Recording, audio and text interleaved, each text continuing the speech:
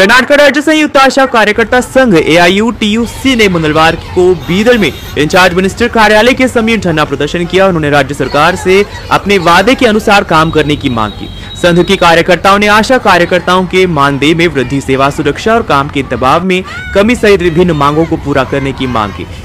ಹಳ್ಳಿಗೂ ಹೋಗುತ್ತೆ ಈ ಸುದ್ದಿ, ಹಳ್ಳಿಗಳಲ್ಲೂ ನಿಮ್ಮ ತಪ್ಪು ಗೊತ್ತಾಗುತ್ತೆ, ನಿಮ್ಮ ಅನ್ಯಾಯ ಗೊತ್ತಾಗುತ್ತೆ. ಇವತ್ತು ಗೊತ್ತುಪಡಿಸ್ತಾ ಇದೀವಿ. ಇವಾಗಲಾದ್ರೂ ನೀವು ಎಚ್ಚೆತ್ತುಕೊಳ್ಳಿ, ಇವಾಗಲಾದ್ರೂ ನೀವು ಕ್ರಮ ಕೈಗೊಳ್ಳಿ. ಇದನ್ನು ನಾವು ಎಲ್ಲ ಜಿಲ್ಲೆಗಳಲ್ಲಿ ಕೂಡ ನಮ್ಮ ಹೋರಾಟದ ಮೂಲಕ ಸರ್ಕಾರಕ್ಕೆ ಆಗ್ರಹಿಸ್ತಾ ಇದೀವಿ. ನಮ್ಮ ಸಂಘ ಕರ್ನಾಟಕ ರಾಜ್ಯ ಸಂಯುಕ್ತ ಆಶಾ ಕಾರ್ಯಕರ್ತರ ಸಂಘ ಬೀದರ್ ಜಿಲ್ಲಾ ಸಮಿತಿ ವತಿಯಿಂದ ಇವತ್ತು ಈ ಒಂದು ಬೃಹತ್ ಮೆರವಣಿಗೆ ಮೂಲಕ ನಾವು ಇಲ್ಲಿ ಧರಣಿನ ಕೂಡ್ತಾ ಇದ್ದೀವಿ. ಇದು 3 ದಿನ 12, 13, 14 3 ದಿನ ನಿರಂತರವಾದ ಅಹೋರಾತ್ರಿ ಧರಣಿ ಆಗಿರ್ತದೆ. ಮುಖ್ಯವಾಗಿ ಏನು ಸರ್ಕಾರ ನಮಗೆ ಮಾತು ಕೊಟ್ಟಿತ್ತು ಅಂದ್ರೆ ನಾವು ರಾಜ್ಯ ಮಟ್ಟದಲ್ಲಿ ಹೋರಾಟ ಮಾಡಿದ್ದೀವಿ ಜನವರಿನಲ್ಲಿ. ಆವಾಗ ಮಾನ್ಯ ಮುಖ್ಯಮಂತ್ರಿಗಳು, ಆರೋಗ್ಯ ಮಂತ್ರಿಗಳು ಎಲ್ಲರದು ಒಂದು ಸಭೆ ಮಾಡಿ ನಮಗೆ 10,000 ಖಚಿತವಾಗಿ ಬರೋ ತರ ಮಾಡ್ತೀನಿ ಅಂತ ಹೇಳಿದ್ರು. ಆದ್ರೆ ಇಲ್ಲಿಗೆ 7 ತಿಂಗಳಾಯ್ತು, ಹಲವಾರು ಮೀಟಿಂಗ್ಗಳಾಗಿದ್ದಾವೆ. ಅದು ಬರೇ ಭರವಸೆಯಾಗಿ ಉಳಿದಿದೆ, ಆಶ್ವಾಸನೆಯಾಗಿ ಉಳಿದಿದೆ. ಆದ್ರೆ ಇಲ್ಲಿ ತನಕ ಮಾಡಿಲ್ಲ ಅನ್ನೋದು ಅತ್ಯಂತ ಖೇದನೀಯ. ಇದು ಈಗ ನಾವು ಮತ್ತೊಮ್ಮೆ ಆಗ್ರಹಿಸ್ತಾ ಇದೀವಿ. ಈ ಪ್ರತಿಭಟನೆ ಅಹೋರಾತ್ರಿ ಧರಣಿ ಮೂಲಕ ಸರ್ಕಾರ ಈ ಕೂಡಲೇ ಈ ಒಂದು ಸಮಸ್ಯೆನ ಬಗೆಹರಿಸಬೇಕು. ಕನಿಷ್ಠ 10,000 ರೂಪಾಯಿ ಅವ್ರ ಕೈ ಸೇರಂಗ್ ಮಾಡಬೇಕು. ಕೇಂದ್ರ ಸರ್ಕಾರದ ಹೆಚ್ಚುವರಿ ಪ್ರೋತ್ಸಾಹಧನ ಅದನ್ನು ಕೂಡ ಬರೋ ತರ ಮಾಡಬೇಕು ಅಂತೇಳಿ ಈ ಮೂಲಕ ಆಗ್ರಹಿಸ್ತಾ ಇದೀವಿ. ಅದರ ಬದಲಾಗಿ ಇತ್ತೀಚೆಗೆ ಏನು ಕಾರ್ಯಕ್ಷಮತೆ ಅಪ್ರೈಸಲ್ ಅಂತೇಳಿ ಅದನ್ನ ಮಾಡಿಬಿಟ್ಟು ಆಶಾ ಕಾರ್ಯಕರ್ತರನ್ನು ಕೂಡ ತೆಗಿತಕ್ಕಂತ ಒಂದು ಕಾರ್ಯಕ್ಕೆ ಕೈ ಹಾಕಿದೆ. ಇದು ಅತ್ಯಂತ ಖಂಡನೀಯ. ಯಾಕಂದ್ರೆ ನೋಡ್ತಾ ಇದೀವಿ ನಾವು, ಆರೋಗ್ಯ ಕ್ಷೇತ್ರ ಅನ್ನೋದು, ಗ್ರಾಮೀಣ ಆರೋಗ್ಯ ಅನ್ನೋದು ಕುಸಿದು ಹೋಗಿದೆ. ಇವತ್ತು ಸರ್ಕಾರಿ ಆಸ್ಪತ್ರೆಗಳು ಏನಾದ್ರೂ ಅಲ್ಪ ಸ್ವಲ್ಪ ಕೆಲಸ ಮಾಡ್ತಾ ಇದ್ರೆ ಅದು ಆಶಾ ಕಾರ್ಯಕರ್ತರ ಸೇವೆಯಿಂದನೇ. ಅದನ್ನ ಸರ್ಕಾರ ಕೂಡ ಒಪ್ಕೊಳ್ಳುತ್ತೆ. ಕೋವಿಡ್ ಅಲ್ಲಿ ಪ್ರತ್ಯಕ್ಷವಾಗಿ ಜೀವಂತವಾಗಿ ಸಾಕ್ಷಿನ ಕೊಟ್ಟಿದ್ದಾರೆ ನಮ್ಮ ಆಶಾ ಕಾರ್ಯಕರ್ತೆಯರು. ಈಗಲಾದ್ರೂ ಕೂಡ ಇದನ್ನ ಉಳಿಸ್ಬೇಕು, ಯಾರನ್ನು ಕೆಲಸದಿಂದ ತೆಗಿಬಾರ್ದು, ಆಮೇಲೆ ಕಾಯಂಗೊಳಿಸ್ಬೇಕು ಇವ್ರನ್ನೆಲ್ಲ ಮುಂದಿನ ದಿನಗಳಲ್ಲಿ. ಈಗ 10,000 ರೂಪಾಯಿ ಖಚಿತ ಕೊಡ್ತಕ್ಕಂಥ ಆದೇಶನ ಜಾರಿ ಮಾಡ್ಬೇಕಂತೇಳಿ ಈ ಮೂಲಕ ನಾವು ಒತ್ತಾಯಿಸ್ತಾ ಇದೀವಿ.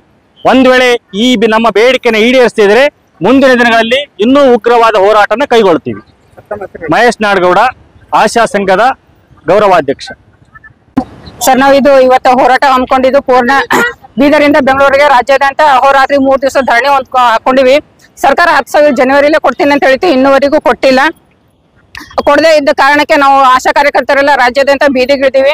ಇನ್ ಮುಂದೆ ಮಾಡ್ಲಿಲ್ಲ ಅಂದ್ರೆ ಉಗ್ರ ಹೋರಾಟ ಮಾಡ್ತೀವಿ. ಬೇಡವಾದ ಕೆಲಸಗಳನ್ನ ನಮ್ಗೆ ಹಚ್ತಾ ಇದಾರೆ. ಆ ಸರ್ವೆ ಈ ಸರ್ವೆ, ಮೊನ್ನೆ ಒಂದು ಹೊಸದಾಗ ಸರ್ವೆ ಕೊಟ್ಟಿದ್ದಾರೆ. ಏನಂತ ಗೊತ್ತಾ, ಆ ಮನುಷ್ಯ ಮಲಗಿದಲ್ಲೇ ಗೊರಕೆ ಹೊಡಿತಾನ ಅಂತ. ಇದು ಕೂಡ ನಾವು ಸರ್ವೆ ಮಾಡ್ಬೇಕು. ಇಂಥ ಕೆಲಸಗಳೆಲ್ಲ ಹಚ್ತಾ ಇದಾರೆ. ನಮ್ಗೆ ಬೇಡದಾಗಿರೋದು ಆನ್ಲೈನ್ ವರ್ಕ್ಗಳು, ಸಿಕ್ಕಾಪಟ್ಟೆ ಕೆಲಸಗಳು ಹಚ್ತಾ ಇದ್ದಾರೆ. ಅಂತ ಕೆಲಸಗಳು ಮಾಡಿಸ್ತಾ ಇದ್ರು ನಮ್ಗೆ ಕೇಳಿದಷ್ಟು ನಮ್ಗೆ ಸಂಬಳ ಕೊಡ್ತಾ ಇಲ್ಲ. ಅದಕ್ಕೆ ನಮ್ಗೆ ಫಿಕ್ಸ್ 10,000 ಕೊಡುವವರೆಗೂ ನಾವು ಇದೇ ರೀತಿ ಹೋರಾಟನ ಮುಂದುವರಿಸ್ತೀವಿ. ಹಿಂಗನೆ.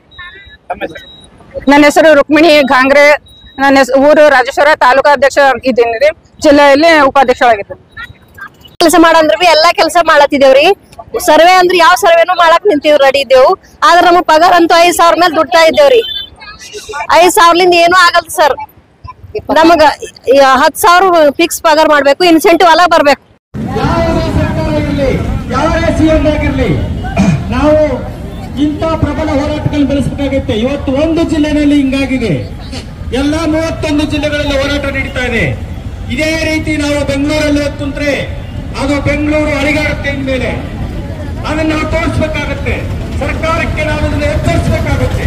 ಅದಕ್ಕಾಗಿ ಸ್ನೇಹಿತರೆ, ನಾನು ಇವತ್ತು ಈ ಹೋರಾಟದ ವೇದಿಕೆ ಮೂಲಕ ಸರ್ಕಾರಕ್ಕೆ ಆಗ್ರಹಿಸ್ತಾ ಇರೋದು, ನಿಮ್ಮ ಏನು ಭರವಸೆ ಮಾಡಿ ಕೇಂದ್ರ ಸರ್ಕಾರದ ಹೆಚ್ಚುವರಿ ಪ್ರೋತ್ಸಾಹಧನ ಇತ್ತೀಚೆಗೆ ಏನಾಗಿದೆ, ನಾನೆಂಸಿಟಿ ಎಷ್ಟು ಅದು 2,000 ಇದ್ದದ್ದು 3,500 ಆಗಿದೆ.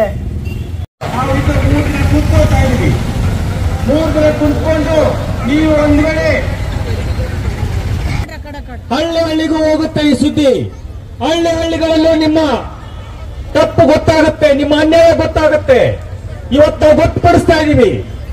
ಇವಾಗಲಾದ್ರೂ ನೀವು ಎಚ್ಚೆತ್ತುಕೊಳ್ಳಿ, ಇವಾಗಲಾದ್ರೂ ನೀವು ಕ್ರಮ ಕೈಗೊಳ್ಳಿ. ಇದನ್ನು ನಾವು ಎಲ್ಲ ಜಿಲ್ಲೆಗಳಲ್ಲಿ ಕೂಡ ನಮ್ಮ ಹೋರಾಟದ ಮೂಲಕ ಸರ್ಕಾರಕ್ಕೆ ಆಗ್ರಹಿಸ್ತಾ ಇದೀವಿ. ಸ್ನೇಹಿತರೆ, ನಾನು ನಿಮ್ಮಲ್ಲಿ ಕೇಳ್ಕೊಳ್ಳೋದು